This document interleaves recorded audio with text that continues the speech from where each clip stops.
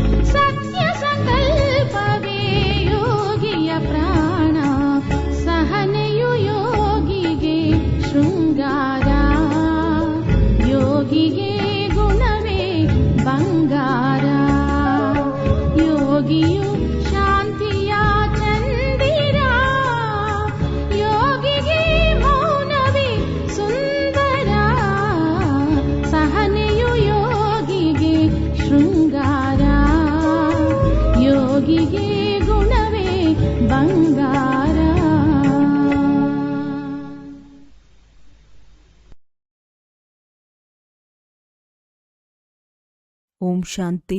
ಇಂದಿನ ದಿನಾಂಕ 26/10/2025. ಅವ್ಯಕ್ಟ್ ಬಾಪ್ ದಾದಾ ರಿವೈಸ್ 15/10/2007. ಮಧುಬನ. ಸಂಗಮಯುಗದ ಜೀವನ್ಮುಕ್ತ ಸ್ಥಿತಿಯ ಅನುಭವ ಮಾಡಲು ಎಲ್ಲ ಹೊರೆ ಅಥವಾ ಬಂಧನವನ್ನು ತಂದೆಗೆ ಕೊಟ್ಟು ಡಬಲ್ ಲೈಟ್ ಆಗಿ ಇಂದು ವಿಶ್ವದ ರಚಯಿತ ಬಾಪ್ ದಾದಾ ತನ್ನ ಮೊದಲನೇ ರಚನೆ ಅತಿ ಪ್ರಿಯ ಅದೃಷ್ಟವಂತ ಮಕ್ಕಳೊಂದಿಗೆ ಮಿಲನವನ್ನು ಮಾಡುತ್ತಿದ್ದೇವೆ. ಕೆಲವರು ಸನ್ಮುಖದಲ್ಲಿದ್ದಾರೆ, ಕಣ್ಣುಗಳಿಂದ ನೋಡುತ್ತಿದ್ದಾರೆ ಮತ್ತು 4 ಕಡೆಯ ಕೆಲವು ಮಕ್ಕಳು ಹೃದಯದಲ್ಲಿ ಸಮಾವೇಶವಾಗಿದ್ದಾರೆ. ಬಾಪ್ ದಾದಾ ಪ್ರತಿಯೊಬ್ಬ ಮಗುವಿನ ಮಸ್ತಕದಲ್ಲಿ 3 ಭಾಗ್ಯದ 3 ನಕ್ಷತ್ರಗಳು ಹೊಳೆಯುತ್ತಿರುವುದನ್ನು ನೋಡುತ್ತಿದ್ದೇವೆ. 1ನೇದು ಬಾಪ್ ದಾದಾರವರ ಶ್ರೇಷ್ಠ ಪಾಲನೆ, 2ನೇದು ಶಿಕ್ಷಕನ ಮೂಲಕ ವಿದ್ಯೆ, 3ನೇದು ಸದ್ಗುರುವಿನ ಮೂಲಕ ಸರ್ವ ವರದಾನಗಳ ಹೊಳೆಯುತ್ತಿರುವ ನಕ್ಷತ್ರ ಅಂದಾಗ ತಾವೆಲ್ಲರೂ ಸಹ ತಮ್ಮ ಮಸ್ತಕದ ಮೇಲೆ ಹೊಳೆಯುತ್ತಿರುವಂತಹ ನಕ್ಷತ್ರದ ಅನುಭವ ಮಾಡುತ್ತಿದ್ದೀರಲ್ಲವೇ? ಸರ್ವ ಸಂಬಂಧ ತಂದೆಯೊಂದಿಗಿದೆ. ಆದರೂ ಸಹ ಜೀವನದಲ್ಲಿ ಈ 3 ಸಂಬಂಧಗಳ ಅವಶ್ಯಕತೆ ಇದೆ ಮತ್ತು ತಾವೆಲ್ಲ ಬಹಳ ಕಾಲ ಅಗಲಿ ಮತ್ತೆ ಸಿಕ್ಕಿರುವ ಮುದ್ದು ಮಕ್ಕಳಿಗೆ ಸಹಜವಾಗಿ ಪ್ರಾಪ್ತಿಯಾಗಿದೆಯಲ್ಲವೇ? ನಶೆ ಇದೆಯಲ್ಲವೇ? ಹೃದಯದಲ್ಲಿ ಹಾಡನ್ನು ಹಾಡುತ್ತಿರುತ್ತೀರಾ? ವಾವ್ ಬಾಬಾ, ವಾವ್, ವಾ ಶಿಕ್ಷಕ, ವಾವ್, ವಾ ಸದ್ಗುರು, ವಾ. ಪ್ರಪಂಚದವರಂತೂ ಲೌಕಿಕ ಗುರು ಯಾರನ್ನು ಮಹಾನ್ ಆತ್ಮನೆಂದು ಹೇಳುತ್ತಾರೆ. ಅವರಿಂದ ಒಂದು ವರದಾನವನ್ನು ಪಡೆಯಲು ಎಷ್ಟೊಂದು ಪ್ರಯತ್ನ ಪಡುತ್ತಾರೆ ಮತ್ತು ತಂದೆಯಂತೂ ಜನ್ಮತಃ ಸಹಜ ವರದಾನಗಳಿಂದ ಸಂಪನ್ನ ಮಾಡಿದ್ದಾರೆ. ಶ್ರೇಷ್ಠ ಭಾಗ್ಯವನ್ನು ಭಗವಂತ ತಂದೆಯು ನಮ್ಮ ಮೇಲೆ ಇಷ್ಟೊಂದು ಬಲಿಯಾರಿಯಾಗುತ್ತಾರೆಂದು ಕನಸಿನಲ್ಲಿ ಯೋಚಿಸಿದ್ದೀರಾ? ಭಕ್ತರು ಭಗವಂತನ ಗುಣಗಾನ ಮಾಡುತ್ತಾರೆ ಮತ್ತು ತಾವು ಅದೃಷ್ಟವಂತ ಮಕ್ಕಳ ಗುಣಗಾನವನ್ನು ಸ್ವಯಂ ಭಗವಂತ ತಂದೆಯು ಮಾಡುತ್ತಾರೆ. ಈಗಲೂ ಸಹ ತಾವೆಲ್ಲರೂ ಭಿನ್ನ ಭಿನ್ನ ದೇಶದಿಂದ ಯಾವ ವಿಮಾನದಲ್ಲಿ ಬಂದಿದ್ದೀರಿ? ಸ್ಥೂಲ ವಿಮಾನದಲ್ಲಿಯೋ ಅಥವಾ ಪರಮಾತ್ಮ ಪ್ರೀತಿಯ ವಿಮಾನದಲ್ಲಿ ಎಲ್ಲ ಕಡೆಯಿಂದ ಬಂದು ತಲುಪಿದ್ದೀರಾ. ಪರಮಾತ್ಮನ ವಿಮಾನವು ಎಷ್ಟೊಂದು ಸಹಜವಾಗಿ ಕರೆದುಕೊಂಡು ಬರುತ್ತದೆ. ಯಾವುದೇ ಕಷ್ಟವಿಲ್ಲ. ಎಲ್ಲರೂ ಪರಮಾತ್ಮ ಪ್ರೀತಿಯ ವಿಮಾನದಲ್ಲಿ ತಲುಪಿದ್ದೀರಿ. ಅದಕ್ಕಾಗಿ ಶುಭಾಶಯಗಳು, ಶುಭಾಶಯಗಳು, ಶುಭಾಶಯಗಳು. ಬಾಪ್ ದಾದಾರವರು ಒಂದೊಂದು ಮಗುವನ್ನು ನೋಡಿ ಬಲೆ ಮೊದಲನೆಯ ಬಾರಿ ಬಂದಿರಬಹುದು, ಬಹಳ ಕಾಲದಿಂದ ಬರುತ್ತಿರಬಹುದು. ಆದರೆ ಬಾಪ್ ದಾದಾ ಒಂದೊಂದು ಮಗುವಿನ ವಿಶೇಷತೆಯನ್ನು ತಿಳಿದಿದ್ದಾರೆ. ಬಾಪ್ ದಾದಾರವರ ಯಾವುದೇ ಮಗು ಬಲೆ ಚಿಕ್ಕವರಿರಲಿ, ದೊಡ್ಡವರಿರಲಿ, ಮಹಾವೀರರಿರಲಿ, ಪುರುಷಾರ್ಥಿಗಳಿರಲಿ, ಆದರೆ ಪ್ರತಿಯೊಂದು ಮಗು ಪ್ರಿಯವಾದ ಮಕ್ಕಳಾಗಿದ್ದಾರೆ. ಏಕೆ? ತಾವಂತೂ ತಂದೆಯನ್ನು ಹುಡುಕಿದ್ದೀರಿ, ಸಿಗಲಿಲ್ಲ. ಆದರೆ ಬಾಪ್ ದಾದಾರವರು ತಾವು ಪ್ರತಿಯೊಬ್ಬ ಮಗುವನ್ನು ಬಹಳ ಪ್ರೀತಿ ಸ್ನೇಹದಿಂದ ಮೂಲೆ ಮೂಲೆಯಲ್ಲಿ ಹುಡುಕುತ್ತಿದ್ದೇವೆ. ನೀವೆಲ್ಲರೂ ಪ್ರಿಯರಾಗಿದ್ದೀರಿ, ಅದಕ್ಕಾಗಿ ಹುಡುಕಿದೆವು. ಏಕೆಂದರೆ ತಂದೆಗೆ ತಿಳಿದಿದೆ, ನನ್ನ ಯಾವುದೇ ಒಂದು ಮಗು, ಯಾರಲ್ಲಿ ಯಾವುದೇ ವಿಶೇಷತೆಯೇ ಇಲ್ಲದಂತಹ ಮಕ್ಕಳು ಯಾರೂ ಇಲ್ಲ.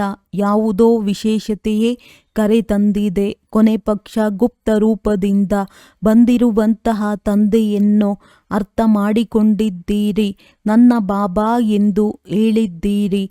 ಎಲ್ಲರೂ ನನ್ನ ಬಾಬಾ ಎಂದು ಹೇಳುತ್ತೀರಲ್ಲವೇ? ನಿನ್ನ ಬಾಬಾ ಎಂದು ಹೇಳುವವರು ಯಾರಾದರೂ ಇದ್ದೀರಾ? ಎಲ್ಲರೂ ನನ್ನ ಬಾಬಾ ಎಂದು ಹೇಳುತ್ತೀರಿ ಅಂದಾಗ ಇದು ವಿಶೇಷತೆಯಲ್ಲವೇ?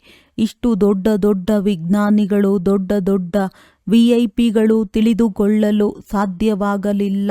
ಆದರೆ ತಾವೆಲ್ಲರೂ ಅರಿತುಕೊಂಡಿರಲ್ಲವೇ? ತನ್ನವರನ್ನಾಗಿ ಮಾಡಿಕೊಂಡಿರಲ್ಲವೇ? ತಂದೆಯೂ ಸಹ ತನ್ನವರನ್ನಾಗಿ ಮಾಡಿಕೊಂಡರು. ಇದೇ ಖುಷಿಯಲ್ಲಿ ಪಾಲನೆಯನ್ನು ಪಡೆಯುತ್ತಾ ಹಾರುತ್ತಿರುತ್ತೀರಲ್ಲವೇ? ಹಾರುತ್ತಿದ್ದೀರಿ, ನಡೆಯುತ್ತಿಲ್ಲ. ಹಾರುತ್ತಿದ್ದೀರಿ ಏಕೆಂದರೆ ನಡೆಯುವುದರಿಂದ ತಂದೆಯ ಜೊತೆ ತಮ್ಮ ಮನೆಗೆ ಹೋಗಲು ಸಾಧ್ಯವಿಲ್ಲ. ಏಕೆಂದರೆ ತಂದೆಯಂತೂ ಹಾರುವವರಾಗಿದ್ದಾರೆ ಅಂದಾಗ ನಡೆಯುವವರು ಹೇಗೆ ಜೊತೆಯಲ್ಲಿ ತಲುಪುತ್ತಾರೆ? ಆದ್ದರಿಂದ ತಂದೆಯು ಎಲ್ಲ ಮಕ್ಕಳಿಗೆ ಯಾವ ವರದಾನವನ್ನು ಕೊಡುತ್ತೇವೆ? ಫರಿಷ್ಠಾ ಸ್ವರೂಪ ಭವ. ಫರಿಷ್ಠಾ ಹಾರುತ್ತದೆ, ನಡೆಯುವುದಿಲ್ಲ, ಹಾರುತ್ತದೆ ಅಂದಾಗ ತಾವೆಲ್ಲರೂ ಹಾರುವ ಕಲೆಯುಳ್ಳವರಲ್ಲವೇ ಆಗಿದ್ದೀರಾ? ಯಾರು ಹಾರುವ ಕಲೆಯಲ್ಲಿದ್ದೀರಿ ಅವರು ಕೈ ಎತ್ತಿರಿ. ಕೆಲವೊಮ್ಮೆ ನಡೆಯುವ ಕಲೆ, ಕೆಲವೊಮ್ಮೆ ಹಾರುವ ಕಲೆಯೋ? ಈ ರೀತಿ ಇರಬಾರದು. ಸದಾ ಹಾರುವ ಕಲೆ, ಡಬಲ್ ಲೈಟ್ ಆಗಿದ್ದೀರಲ್ಲವೇ? ಏಕೆ? ಯೋಚಿಸಿ. ತಂದೆಯು ತಮ್ಮೆಲ್ಲರಿಂದ ಗ್ಯಾರಂಟಿ ತೆಗೆದುಕೊಂಡಿದ್ದಾರೆ. ಯಾವುದೇ ಪ್ರಕಾರದ ಹೊರೆ ಒಂದು ವೇಳೆ ಮನಸ್ಸಿನಲ್ಲಿ, ಬುದ್ಧಿಯಲ್ಲಿದ್ದರೆ ತಂದೆಗೆ ಕೊಟ್ಟು ಬಿಡಿ. ತಂದೆಯು ತೆಗೆದುಕೊಳ್ಳಲು ಬಂದಿದ್ದಾರೆ. ತಂದೆಗೆ ಹೊರೆಯನ್ನು ಕೊಟ್ಟಿದ್ದೀರೋ ಅಥವಾ ಸ್ವಲ್ಪ ಸಂಭಾಲನೆ ಮಾಡಿಕೊಂಡು ಇಟ್ಟುಕೊಂಡಿದ್ದೀರೋ? ಯಾವಾಗ ತೆಗೆದುಕೊಳ್ಳುವವರು ತೆಗೆದುಕೊಳ್ಳುತ್ತಿದ್ದಾರೆ. ಹೊರೆಯನ್ನು ಕೊಡುವುದರಲ್ಲಿ ಯೋಚಿಸುವ ಮಾತೇನಿದೆ? ಹೊರೆಯನ್ನು ಸಂಭಾಲನೆ ಮಾಡುವುದು 63 ಜನ್ಮದ ಅಭ್ಯಾಸವಾಗಿದೆ ಅಂದಾಗ ಕೆಲವು ಮಕ್ಕಳು ಕೆಲವೊಮ್ಮೆ ಹೇಳುತ್ತಾರೆ, ನಮಗೆ ಇಷ್ಟವಿಲ್ಲ, ಆದರೆ ಅಭ್ಯಾಸವಾಗಿ ಬಿಟ್ಟಿದೆ. ಈಗ ಬಲಹೀನರಲ್ಲ ತಾನೇ? ಬಲಹೀನರೋ ಅಥವಾ ಶಕ್ತಿಶಾಲಿಗಳೋ?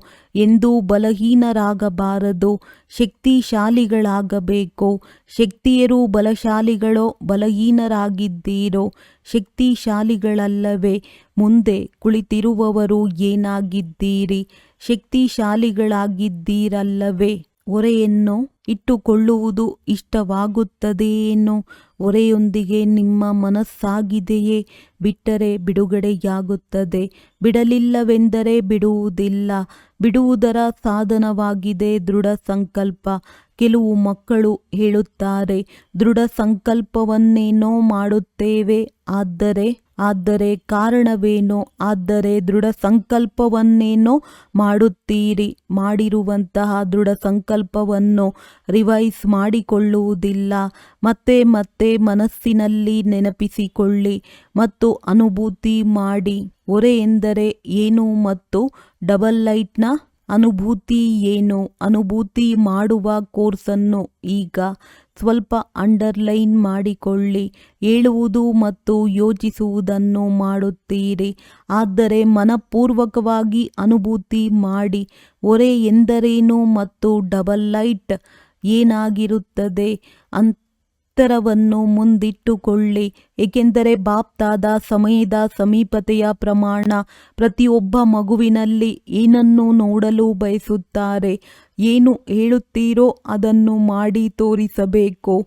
ಏನು ಯೋಚಿಸುವಿರೋ ಅದನ್ನು ಸ್ವರೂಪದಲ್ಲಿ ತರಬೇಕು. ಅಂದಾಗ ಮುಕ್ತಿಧಾಮದಲ್ಲಿ ಮುಕ್ತಿಯ ಅನುಭವ ಮಾಡುವುದು ಅಥವಾ ಸತ್ಯಯುಗದಲ್ಲಿ ಜೀವನ್ಮುಕ್ತಿಯ ಅನುಭವ ಮಾಡುವುದೋ ಅಥವಾ ಈ ಸಂಗಮ ಯುಗದಲ್ಲಿ ಮುಕ್ತಿ ಜೀವನ್ಮುಕ್ತಿಯ ಸಂಸ್ಕಾರ ಮಾಡಿಕೊಳ್ಳುವುದೋ.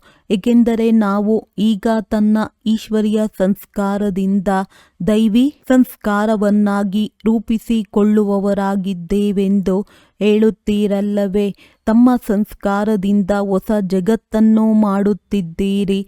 ಈಗ ಸಂಗಮ ಯುಗದಲ್ಲಿಯೇ ಮುಕ್ತಿ ಜೀವನ್ಮುಕ್ತಿಯ ಸಂಸ್ಕಾರವು ಇಮರ್ಜ್ ಆಗಬೇಕು.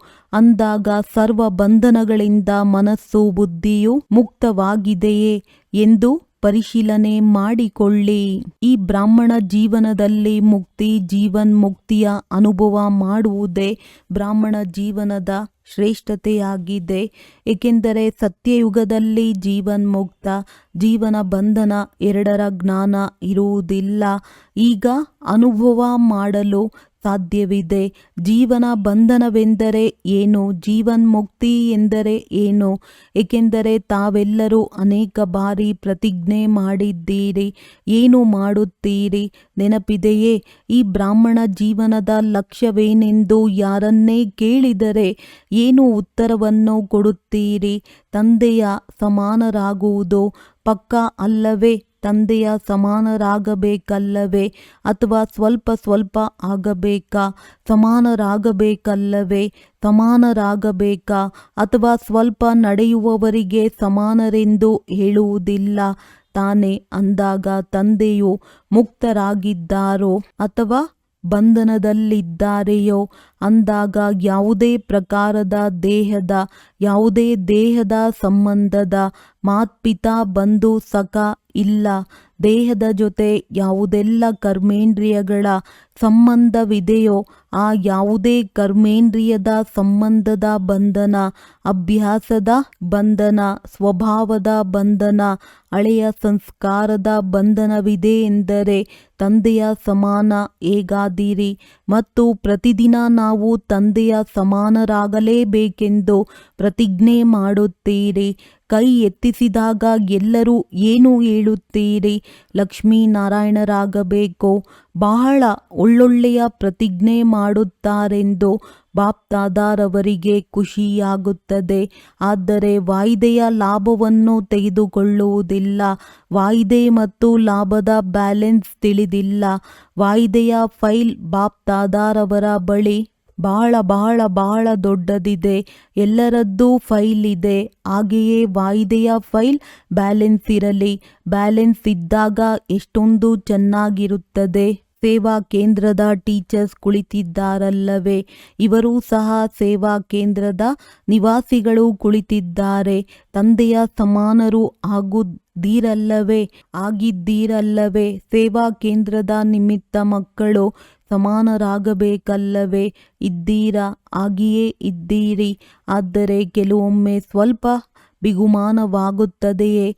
ಬಾಪ್ತಾದ ಎಲ್ಲ ಮಕ್ಕಳ ಇಡೀ ದಿನದ ಸ್ಥಿತಿಗತಿಯನ್ನು ನೋಡುತ್ತಿರುತ್ತಾರೆ. ತಮ್ಮ ದಾದಿಯೂ ಸಹ ವತನದಲ್ಲಿದ್ದಾರಲ್ಲವೇ? ದಾದಿಯವರು ನೋಡುತ್ತಿದ್ದರು. ಆಗ ಏನು ಹೇಳುತ್ತಿದ್ದರು ಗೊತ್ತಿದೆಯೇ? ಬಾಬಾ ಈಗೂ ಸಹ ಇರುತ್ತಾರೆಯೇ ಎಂದು ಹೇಳುತ್ತಿದ್ದರು. ಹೀಗೆ ಆಗುತ್ತದೆ, ಹೀಗೆ ಮಾಡುತ್ತಾರೆ, ನೀವು ನೋಡುತ್ತಿರುತ್ತೀರಾ, ಕೇಳಿದ್ದೀರಾ, ನಿಮ್ಮ ದಾದಿ ಏನು ನೋಡಿದರು. ಈಗ ಬಾಪ್ ದಾದಾರವರು ಇದನ್ನೇ ನೋಡಲು ಬಯಸುತ್ತೇವೆ.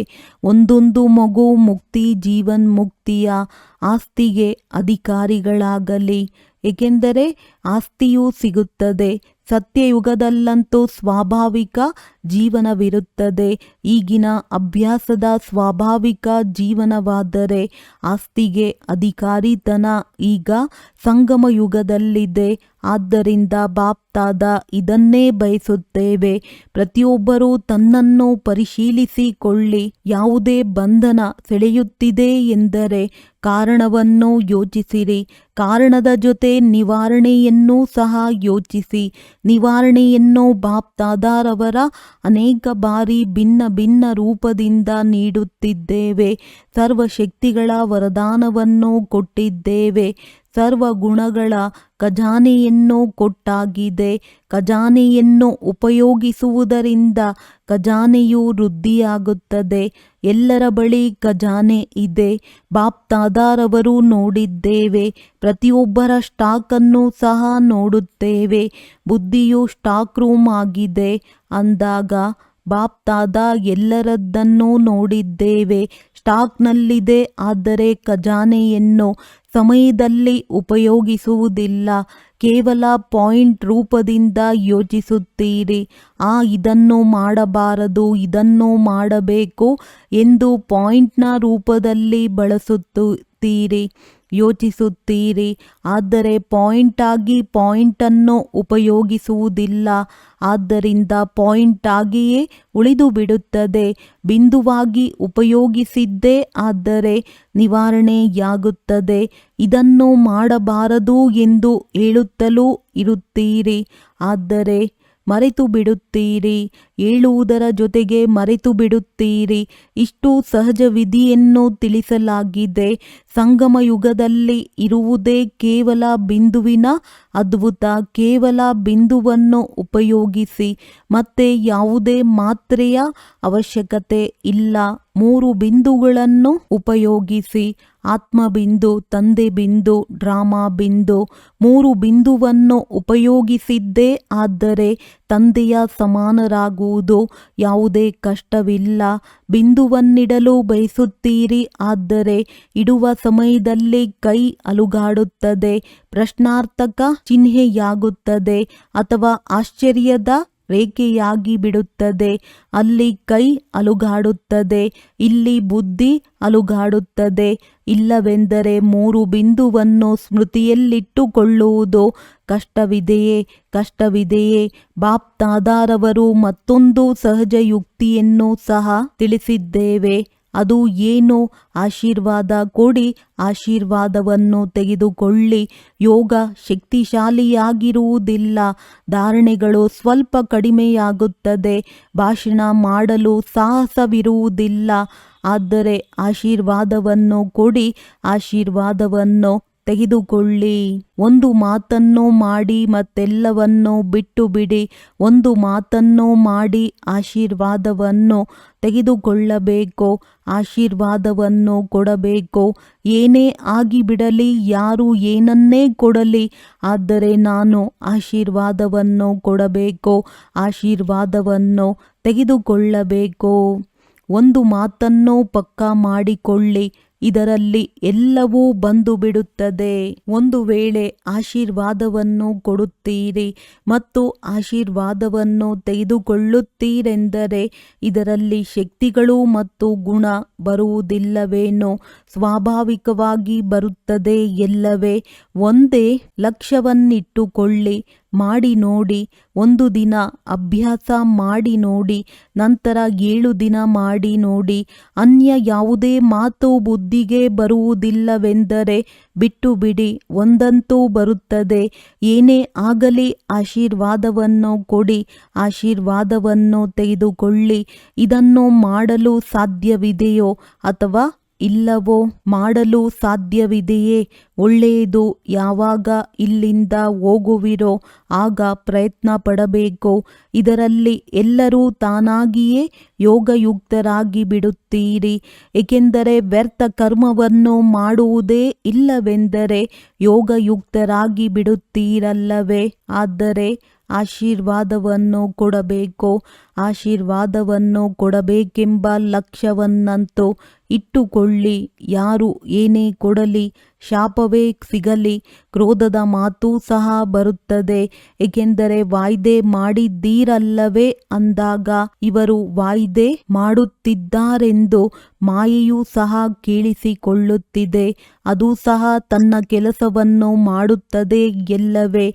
ಮಾಯಾಜೀತರಾಗಿದ್ದೇ ಆದರೆ ಮತ್ತೆ ಮಾಡುವುದಿಲ್ಲ. ಈಗ ಮಾಯಾಜೀತರಾಗುತ್ತಿದ್ದೀರಿ. ಆದ್ದರಿಂದ ಅದು ತನ್ನ ಕೆಲಸವನ್ನು ಮಾಡುತ್ತದೆ. ಆದರೆ ನಾನು ಆಶೀರ್ವಾದವನ್ನು ಕೊಡಬೇಕು, ಆಶೀರ್ವಾದವನ್ನು ತೆಗೆದುಕೊಳ್ಳಬೇಕು. ಇದು ಸಾಧ್ಯವಿದೆಯೇ? ಸಾಧ್ಯವಿದೆಯೇ? ಸಾಧ್ಯವಿದೆ ಎನ್ನುವವರು ಕೈಯನ್ನೆತ್ತಿರಿ. ಒಳ್ಳೆಯದು. ಶಕ್ತಿಯರು ಕೈ ಎತ್ತಿರಿ. ಸಾಧ್ಯವಿದೆ. ಎಲ್ಲ ಕಡೆಯ ಟೀಚರ್ಸ್ ಬಂದಿದ್ದೀರಲ್ಲವೇ? ಎಲ್ಲ ಕಡೆಯ ಟೀಚರ್ಸ್ ಬಂದಿದ್ದೀರಲ್ಲವೇ? ನೀವು ನಿಮ್ಮ ದೇಶಕ್ಕೆ ಹೋಗುತ್ತೀರೆಂದರೆ ಮೊಟ್ಟಮೊದಲು ಎಲ್ಲರಿಗೂ ಒಂದು ವಾರ ಇದೇ ಹೋಮ್ವರ್ಕನ್ನು ಮಾಡಿಸಬೇಕು ಮತ್ತು ಫಲಿತಾಂಶವನ್ನು ಕಳುಹಿಸಬೇಕು. ಎಷ್ಟು ಜನರು ತರಗತಿಯಲ್ಲಿ ಇರುತ್ತಾರೆ? ಎಷ್ಟು ಜನರು ಓಕೆ ಆಗಿದ್ದಾರೆ? ಎಷ್ಟು ಜನ ಕಚ್ಚಾ ಇದ್ದಾರೆ ಮತ್ತು ಪಕ್ಕಾ ಇದ್ದಾರೆ? ಓಕೆ ಮಧ್ಯದಲ್ಲಿ ಲೈನ್ ಹಾಕಬೇಕು. ಇಷ್ಟೇ ಸಮಾಚಾರವನ್ನು ಕೊಡಿ. ಇಷ್ಟು ಜನರಿದ್ದಾರೆ ಓಕೆ, ಇಷ್ಟು ಜನರಲ್ಲಿ ಓಕೆಗೆ ಗೆರೆ ಎಳೆದಿದೆ. ಇದರಲ್ಲಿ ನೋಡಿಕೊಳ್ಳಿ, ಡಬಲ್ ವಿದೇಶಿಗಳು ಬಂದಿದ್ದೀರಲ್ಲವೇ ಅಂದಾಗ ಡಬಲ್ ಕೆಲಸವನ್ನು ಮಾಡುವವರಲ್ಲವೇ? ಒಂದು ವಾರ ಫಲಿತಾಂಶವನ್ನು ಕಳುಹಿಸಿ ಮತ್ತೆ ಬಾಪ್ತಾದ ನೋಡುತ್ತೇವೆ. ಸಹಜವೇ? ಸಹಜವಲ್ಲವೇ? ಕಷ್ಟವಲ್ಲ ತಾನೇ? ಮಾಯೆ ಬರುತ್ತದೆ. ತಾವು ಹೇಳುತ್ತೀರಿ, ಬಾಬಾ ನನಗೆ ಮೊದಲು ಎಂದೂ ಸಹ ಬರುತ್ತಿರಲಿಲ್ಲ, ಈಗ ಬರುತ್ತಿದೆ, ಇದಾಗುತ್ತಿದೆ. ಆದರೆ ದೃಢ ನಿಶ್ಚಯ ಉಳ್ಳವರಿಗೆ ನಿಶ್ಚಿತ ವಿಜಯವಿದೆ. ದೃಢತೆಯ ಫಲ ಸಫಲತೆಯಾಗಿದೆ. ಸಫಲತೆಯಾಗದಿರಲು ಕಾರಣ ದೃಢತೆಯ ಕೊರತೆಯಾಗಿದೆ. ದೃಢತೆಯ ಸಫಲತೆಯನ್ನು ಮಾಡಿಕೊಳ್ಳಬೇಕು. ಹೇಗೆ ಸೇವೆಯನ್ನು ಒಲವು ಉತ್ಸಾಹದಿಂದ ಮಾಡುತ್ತಿದ್ದೀರಿ ಹಾಗೆಯೇ ಸ್ವಯಂ ಪ್ರತಿ ಸೇವೆ, ಸ್ವಸೇವೆ ಹಾಗೂ ವಿಶ್ವಸೇವೆ. ಸ್ವಸೇವೆ ಅರ್ಥಾತ್ ಪರಿಶೀಲಿಸಿಕೊಳ್ಳುವುದು ಮತ್ತು ತನ್ನನ್ನು ತಂದೆಯ ಸಮಾನ ಮಾಡಿಕೊಳ್ಳುವುದು. ಯಾವುದೇ ಕೊರತೆ ಬಲಹೀನತೆಯನ್ನು ತಂದೆಗೆ ಕೊಟ್ಟು ಬಿಡಬೇಕಲ್ಲವೇ? ಏಕೆ ಇಟ್ಟುಕೊಂಡಿದ್ದೀರಿ? ತಂದೆಗೆ ಇಷ್ಟವಾಗುವುದಿಲ್ಲ. ಏಕೆಂದರೆ ಬಲಹೀನತೆಯನ್ನು ಇಟ್ಟುಕೊಳ್ಳುತ್ತೀರಾ. ಕೊಟ್ಟು ಬಿಡಿ. ಕೊಡುವಂತಹ ಸಮಯದಲ್ಲಿ ಚಿಕ್ಕ ಮಗುವಾಗಿ ಬಿಡಿ. ಹೇಗೆ ಚಿಕ್ಕ ಮಗು ಯಾವುದೇ ವಸ್ತುವನ್ನು ತನ್ನ ಬಳಿ ಇಟ್ಟುಕೊಳ್ಳಲು ಸಾಧ್ಯವಿಲ್ಲ. ಯಾವುದೇ ವಸ್ತು ಇಷ್ಟವಾಗಲಿಲ್ಲವೆಂದರೆ ಏನು ಮಾಡುತ್ತದೆ? ಮಮ್ಮಿ ಪಪ್ಪಾ ಇದನ್ನು ನೀವೇ ತೆಗೆದುಕೊಳ್ಳಿ ಎಂದು ಹೇಳುತ್ತದೆ. ಹಾಗೆಯೇ ಯಾವುದೇ ಪ್ರಕಾರದ ಹೊರೆ ಬಂಧನವು ಇಷ್ಟವಾಗುವುದಿಲ್ಲ. ಏಕೆಂದರೆ ಬಾಪ್ ದಾದಾ ನೋಡುತ್ತೇವೆ ಒಂದು ಕಡೆ ಇದು ಒಳ್ಳೆಯದಲ್ಲ, ಸರಿಯಿಲ್ಲ. ಆದರೆ ಏನು ಮಾಡುವುದು, ಹೇಗೆ ಮಾಡುವುದು ಅಂದಾಗ ಇದು ಸಹ ಒಳ್ಳೆಯದಲ್ಲ. ಒಂದು ಕಡೆ ಚೆನ್ನಾಗಿಲ್ಲ ಎಂದು ಹೇಳುತ್ತಿರುತ್ತೀರಿ, ಮತ್ತೊಂದು ಕಡೆ ಸಂಭಾಲನೆ ಮಾಡಿ ಇಟ್ಟುಕೊಳ್ಳುತ್ತೀರಿ ಅಂದಾಗ ಇದಕ್ಕೆ ಏನು ಹೇಳುವುದು? ಒಳ್ಳೆಯದು ಎಂದು ಹೇಳುವುದೇ? ಒಳ್ಳೆಯದಂತೂ ಅಲ್ಲ ಅಂದಾಗ ತಾವು ಏನಾಗಬೇಕು? ಒಳ್ಳೆಯದಲ್ಲ, ಒಳ್ಳೆಯದರಲ್ಲಿಯೂ ಒಳ್ಳೆಯದು ಅಂದಾಗ ಯಾವುದೇ ಇಂತಹ ಮಾತು ಬಂದಾಗ ಬಾಬಾ ಪ್ರತ್ಯಕ್ಷವಾಗಿ ನಿಮ್ಮ ಮುಂದೆ ಬಂದು ಬಿಡುತ್ತಾರೆ. ಅವರಿಗೆ ಕೊಟ್ಟು ಬಿಡಿ. ಮತ್ತು ಒಂದು ವೇಳೆ ಬಲಹೀನತೆಯು ಹಿಂತಿರುಗಿ ಬಂದರೆ ಮತ್ತೆ ಇದು ತಂದೆಯದು ಎಂದು ತಿಳಿದು ಕೊಟ್ಟು ಬಿಡಿ. ಕೊಟ್ಟಿರುವುದರ ಮೇಲೆ ವಿಚಾರ ಮಾಡಬಾರದು, ಏಕೆಂದರೆ ತಾವಂತೂ ಕೊಟ್ಟು ಬಿಟ್ಟಿದ್ದೀರಿ. ಇದು ತಂದೆಯ ವಸ್ತುವಾಯಿತು. ತಂದೆಯ ವಸ್ತುವನ್ನು ಅಥವಾ ಬೇರೆಯವರ ವಸ್ತುವನ್ನು ತಪ್ಪಾಗಿಯೂ ಬಂದರೆ ಅದನ್ನು ಅಲೆಮಾರಿನಲ್ಲಿ ಇಟ್ಟು ಬಿಡುತ್ತೀರೇನೋ? ಇಡುತ್ತೀರಾ? ಅದನ್ನು ತೆಗೆದು ಬಿಡುತ್ತೀರಲ್ಲವೇ? ಏನಾದರೂ ಮಾಡಿ ತೆಗೆಯುತ್ತೀರಿ, ಇಟ್ಟುಕೊಳ್ಳುವುದಿಲ್ಲ, ಸಂಭಾಲನೆ ಮಾಡುವುದಿಲ್ಲ ಅಲ್ಲವೇ? ಅಂದಾಗ ಕೊಟ್ಟು ಬಿಡಿ. ತಂದೆಯು ತೆಗೆದುಕೊಳ್ಳಲು ಬಂದಿದ್ದಾರೆ, ನಿಮ್ಮ ಬಳಿ ಕೊಡಲು ಮತ್ತೇನೂ ಇಲ್ಲ. ಆದರೆ ಇದನ್ನಂತೂ ಕೊಡಬಹುದಲ್ಲವೇ? ಎಕ್ಕದ ಹೂವು ಇದೆ, ಅದನ್ನು ಕೊಟ್ಟು ಬಿಡಿ. ನಿಮ್ಮ ಬಳಿ ಸಂಭಾಲನೆ ಮಾಡುವುದು ಚೆನ್ನಾಗಿರುತ್ತದೆಯೇ? ಒಳ್ಳೆಯದು. 4 ಕಡೆಯ ಎಲ್ಲ ಬಾಪ್ ದಾದಾರವರ ಹೃದಯ ಪ್ರೀತಿ ಮಕ್ಕಳು ದಿಲಾರಾಮ್ ಆಗಿದ್ದಾರಲ್ಲವೇ? ಆದ್ದರಿಂದ ದಿಲಾರಾಮನ ಹೃದಯ ಪ್ರಿಯ ಮಕ್ಕಳೇ, ಪ್ರೀತಿಯ ಅನುಭವಗಳಲ್ಲಿ ಸದಾ ತೇಲುತ್ತಿರುವಂತಹ ಮಕ್ಕಳೇ, ಒಬ್ಬ ತಂದೆ, ಬೇರೆ ಯಾರೂ ಇಲ್ಲ. ಸ್ವಪ್ನದಲ್ಲಿಯೂ ಬೇರೆ ಯಾರೂ ಇಲ್ಲ. ಈ ರೀತಿ ಬಾಪ್ ದಾದಾರವರು ಅತಿ ಪ್ರೀತಿಯ ಹಾಗೂ ಅತಿ ದೇಹಬಾನದಿಂದ ಭಿನ್ನ ಅಗಲಿ ಹೋದ ಪದಮಾಗುಣ್ ಭಾಗ್ಯಶಾಲಿ ಮಕ್ಕಳಿಗೆ ಹೃದಯದ ನೆನಪು, ಪ್ರೀತಿ ಹಾಗೂ ಪದಮಾಗುಣ ಆಶೀರ್ವಾದಗಳು ಇರಲಿ. ಜೊತೆಯಲ್ಲಿ ಬಾಲಕ್ ಸೋ ಮಾಲೀಕ್ ಮಕ್ಕಳಿಗೆ ಬಾಪ್ ದಾದಾರವರ ನಮಸ್ತೆ. ವರದಾನ: ಈಶ್ವರಿಯ ಮರ್ಯಾದೆಗಳ ಆಧಾರದ ಮೇಲೆ ವಿಶ್ವದ ಮುಂದೆ ಉದಾಹರಣೆಯಾಗುವ ಸಹಜ ಯೋಗಿ ಭವ. ವಿಶ್ವದ ಮುಂದೆ ಉದಾಹರಣೆಯಾಗುವುದಕ್ಕಾಗಿ ಅಮೃತ ವೇಳೆಯಿಂದ ರಾತ್ರಿಯವರೆಗೆ ಈಶ್ವರಿಯ ಮರ್ಯಾದೆಗಳೇನಿದೆಯೋ ಅದರ ಅನುಸಾರವಾಗಿ ನಡೆಯುತ್ತೀರಿ. ವಿಶೇಷವಾಗಿ ಅಮೃತ ವೇಳೆಯ ಮಹತ್ವವನ್ನು ತಿಳಿದುಕೊಂಡು ಆ ಸಮಯವನ್ನು ಶಕ್ತಿಶಾಲಿ ಸ್ಥಿತಿಯನ್ನಾಗಿ ಮಾಡಿಕೊಳ್ಳುತ್ತೀರೆಂದರೆ ಇಡೀ ದಿನದ ಜೀವನವು ಮಹಾನ್ ಆಗಿಬಿಡುತ್ತದೆ.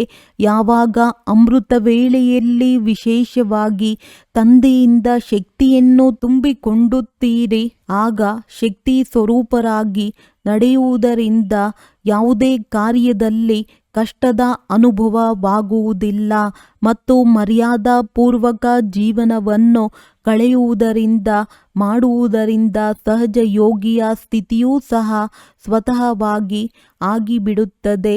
ನಂತರ ವಿಶ್ವವು ತಾವುಗಳ ಜೀವನವನ್ನು ನೋಡಿ ತನ್ನ ಜೀವನವನ್ನು ಮಾಡಿಕೊಳ್ಳುತ್ತಾರೆ. ಸ್ಲೋಗನ್: ತಮ್ಮ ಚಲನೆ ಮತ್ತು ಚೆಹರೆಯಿಂದ ಪವಿತ್ರತೆಯ ಶ್ರೇಷ್ಠತೆಯ ಅನುಭವವನ್ನು ಮಾಡಿಸಿರಿ. ಅವ್ಯಕ್ತ ಸೂಚನೆ: ಸ್ವಯಂನ ಮತ್ತು ಸರ್ವರ ಪ್ರತಿ ಮನ್ಸಾ ಮೂಲಕ ಯೋಗದ ಶಕ್ತಿಗಳ ಪ್ರಯೋಗ ಮಾಡಿ. ಪ್ರಯೋಗಿ ಆತ್ಮ ಸಂಸ್ಕಾರಗಳ ಮೇಲೆ, ಪ್ರಕೃತಿ ಮೂಲಕ ಬರುವಂತಹ ಪರಿಸ್ಥಿತಿಗಳ ಮೇಲೆ ಮತ್ತು ವಿಕಾರಗಳ ಮೇಲೆ ಸದಾ ವಿಜಯಿಯಾಗುವರು. ಯೋಗಿ ಅಥವಾ ಪ್ರಯೋಗಿ ಆತ್ಮರ ಮುಂದೆ ಈ 5 ವಿಕಾರ ರೂಪಿ ಸರ್ವ ಕೊರಳಿನ ಮಾಲೆ ಅಥವಾ ಖುಷಿಯಿಂದ ನರ್ತಿಸುವ ಸ್ಟೇಜ್ ಆಗಿ ಬಿಡುವುದು ಒಳ್ಳೆಯದು. ಓಂ ಶಾಂತಿ.